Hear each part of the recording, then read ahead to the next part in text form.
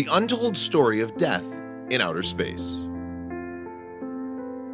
During the 1970s, the war for space supremacy reached its zenith, and in its bid to outpace the United States, Soviet Russia launched Soyuz 11 with the backup crew who had to pay the price with their lives as they were not adequately equipped to face the challenges of outer space. When Yuri Gagarin first got into space in the 1960s, it started an epic battle for outer space supremacy between two superpowers of the world, the Soviet Union and the United States. The climax seemed to be the walking on the moon of American astronauts Neil Armstrong and Buzz Aldrin, which seemed to put the United States ahead of their arch-rival, the Soviet Union. Russia wanted to get a victory with telling effects in the war of space supremacy and ventured into another space mission. Many consider space as one of the major crossroads of not only science but also of exploration as well as life in general. Full of unsolved mysteries, space is often considered as the final frontier by scientists. This was the pronounced truth back in the 1970s when one space mission followed another and each achievement of the rival was viewed with envy by each superpower. Even for the most courageous, the venture to the space beyond Earth's favorable atmosphere posed great challenges. It was at this juncture that the Russian astronauts aimed for the stars so they could decisively register their supremacy in space. The three Russian cosmonauts got into the bold act and they paid the price with their lives. A story that remained untold till recently, as their death was attributed to problems in outer space.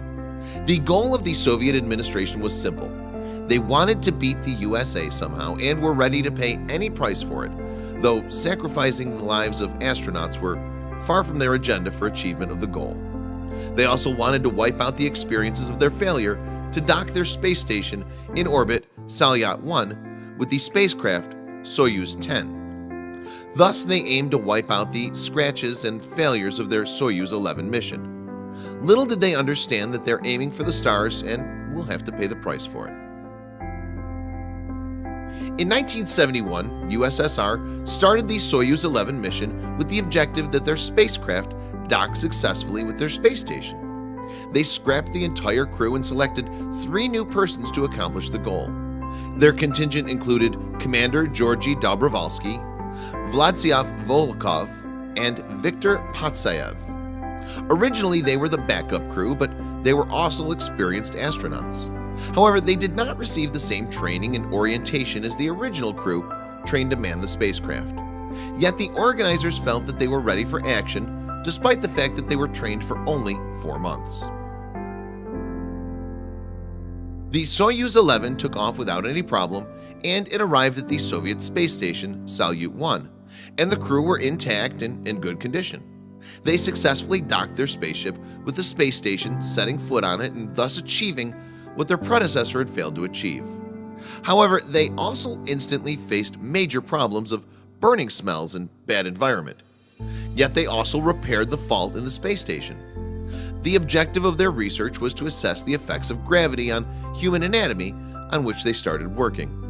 But after 11 days, the smell returned with smoke, and again they fixed the problems and overall spent 23 days aboard the space station and conducted 141 experiments successfully. It was time to return home. The crew did everything right, from rocket blasting through separating the capsule from the hull. Everything seemed fine when Mission Control lost contact with the crew. The capsule landed safely on Earth, but when rescue team tried to contact them, no response came.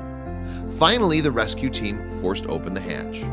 The hatch was opened forcibly, only to find the 3 astronauts dead inside and motionless on their respective seats.